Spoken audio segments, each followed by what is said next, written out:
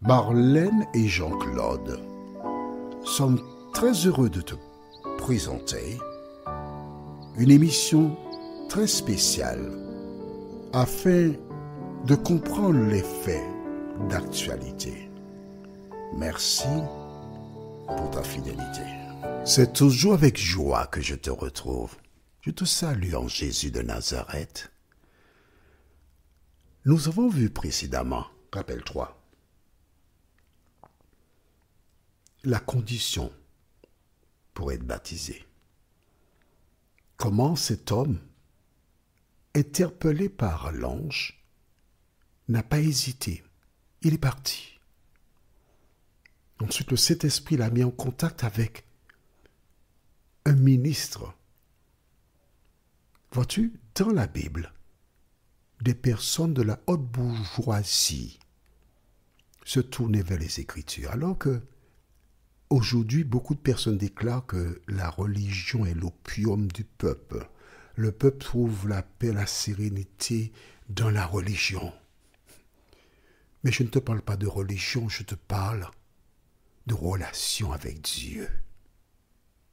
Aujourd'hui, notre thème est aimer Dieu. Nous avons deux références bibliques. Deutéronome, chapitre 10, les versets 12 et 13. Deutéronome, chapitre 10, les versets 12 et 13. Et la deuxième référence est Jean 15, verset 10. Jean 15, verset 10. Avant d'aborder ce thème, prions. Notre Seigneur et notre Dieu, grande est notre joie de revenir vers toi. Et comme Pierre déclara, mais Seigneur, accueillons-nous, c'est toi qui possèdes les paroles de la vie éternelle.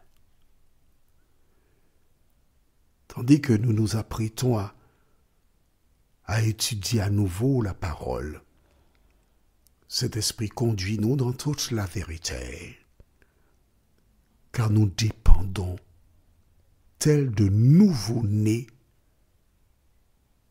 à toi. Merci de nous entendre. Merci de nous exaucer, car nous t'avons prié. Au nom de Jésus pour ta gloire éternelle. Amen. Aimer Dieu. Qu'est-ce que cela veut dire, aimer? Belle question. Aujourd'hui, des gens aiment les animaux domestiques, leurs chats, leurs chiens, leurs lapins et autres. C'est bien. Mais il y a aussi l'amour pour une personne du sexe opposé. Bon, je ne peux pas te parler d'une personne du même sexe puisque je n'ai jamais connu cela. Je ne peux parler que de ce que je connais. Mais il semblerait que les personnes de même sexe s'aiment. Il semblerait, oui. Ils vont jusqu'à se marier, il semble. Bon, je respecte. Si c'est ton cas, je demande à Dieu de continuer de veiller sur toi. Nous fermons la parenthèse. Alors, je vais te raconter un petit récit, une petite histoire que j'aime énormément.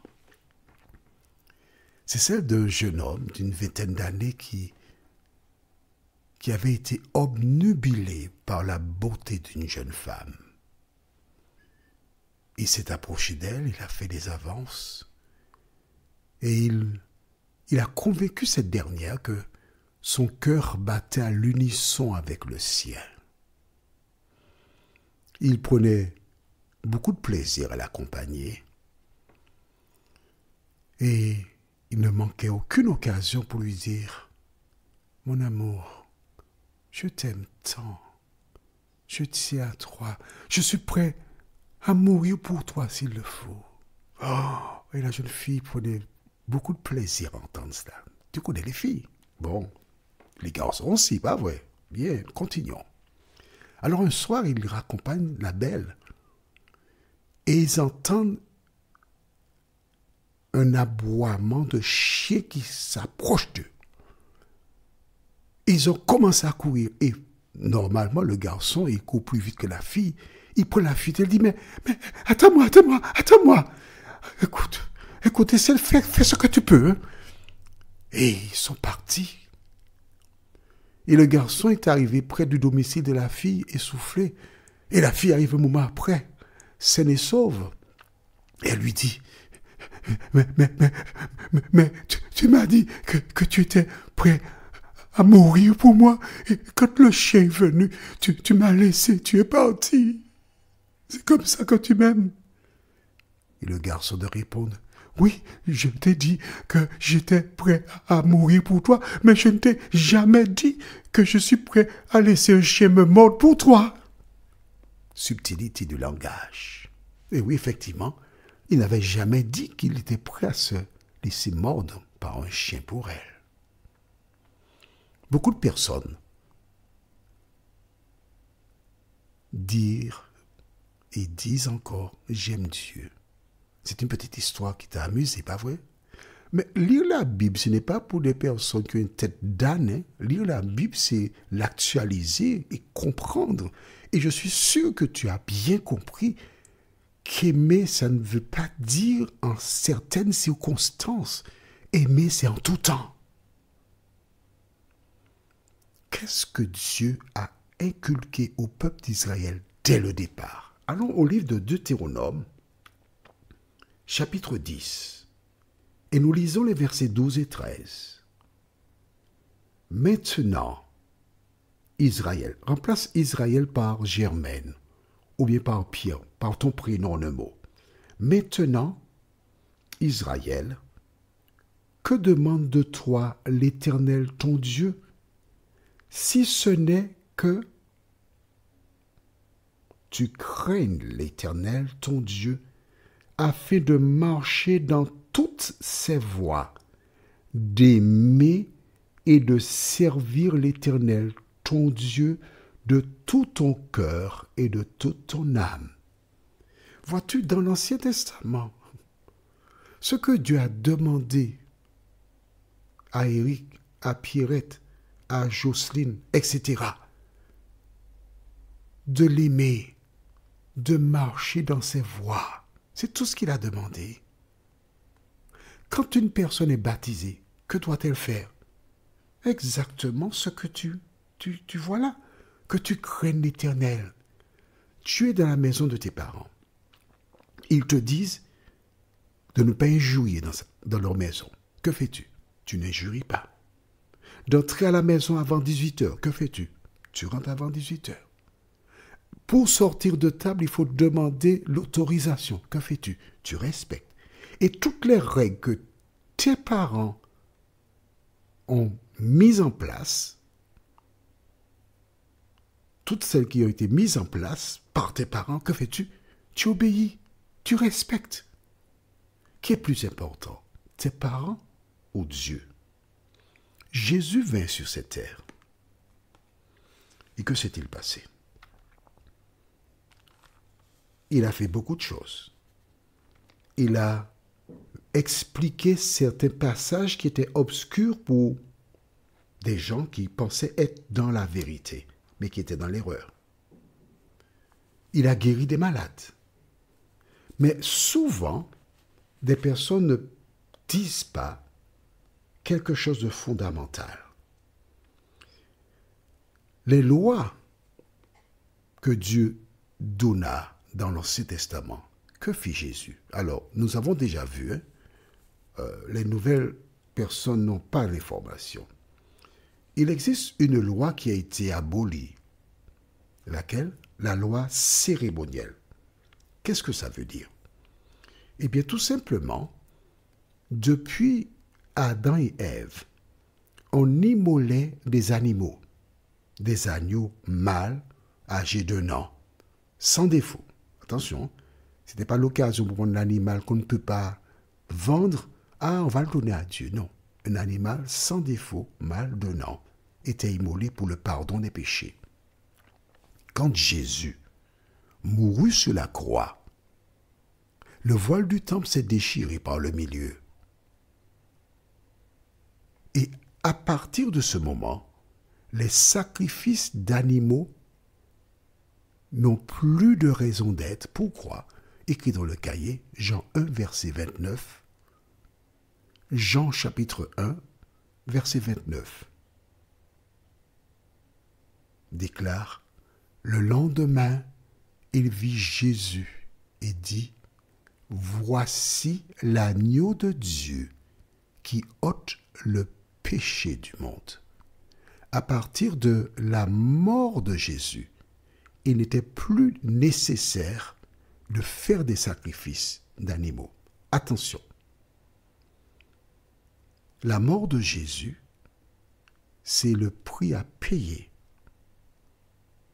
Et une fois que tu as accepté Jésus comme sauveur personnel, tu t'engages à marcher en nouveauté de vie. Prenons un exemple. La femme qui a été surprise en flagrant délit d'adultère. Jésus la délivra d'une mort certaine parce que les hommes étaient disposés à la lapider. Mais quand il a sauvé la vie de la femme, qu'a-t-il dit à la femme? Va et ne quoi? Et ne pêche plus. Ne recommence pas. Nous obtenons le pardon du péché en reconnaissant et en abandonnant le péché. Proverbe 28, verset 13. Écris cela aussi, parce que c'est fondamental. Des gens racontent beaucoup de choses. Hein? Proverbe 28, verset 13 déclare « Celui qui cache ses transgressions ou ses péchés ne prospère point, mais celui qui les avoue et les délaisse obtient miséricorde. » Quand tu as accepté Jésus, tu délaisses le péché, tu obtiens la miséricorde. Allons maintenant dans Jean chapitre 15, verset 10. Qu'a fait Jésus par rapport à la loi? Lisons. Jean chapitre 15, au verset 10 déclare, n'oublie pas ce que Jésus a fait, « Si vous gardez mes commandements, vous demeurerez dans mon amour, de même que j'ai gardé les commandements de mon Père et que je demeure dans son amour. » Jésus a gardé les commandements du Père, les commandements qui ont été donnés avant sa venue sur terre. Et toi, que fais-tu? Rappelle-toi, les commandements ne sauvent personne. Seul le sang de Jésus me sauve du péché. Une fois que j'ai accepté Jésus, je dois vivre en harmonie avec la parole de Dieu et faire tous mes efforts par la grâce de Dieu pour ne pas pécher. Prions. Notre Seigneur et notre Dieu, merci pour la parole. Cet esprit, merci de nous avoir conduits dans toute la vérité. Et merci de continuer de visiter tes enfants qui sont sincères et qui ne se laisseront pas tromper par l'ennemi. Merci, parce que la relation qui existe entre toi et nous est une relation d'amour. Merci pour ton amour, Seigneur. Et aide-nous à notre tour à t'aimer, nous t'en prions. Au nom de Jésus et pour ta gloire éternelle. Amen. Que l'Éternel continue de te bénir. Et il me tarde de te retrouver. Nous sommes parvenus au terme de notre réflexion. Si d'aventure tu as une question, il te suffit d'envoyer un message par le biais de WhatsApp au numéro suivant, plus 596 696 88 93 93. Et alors Jean-Claude, moi, je me ferai un réel plaisir de répondre à ta question.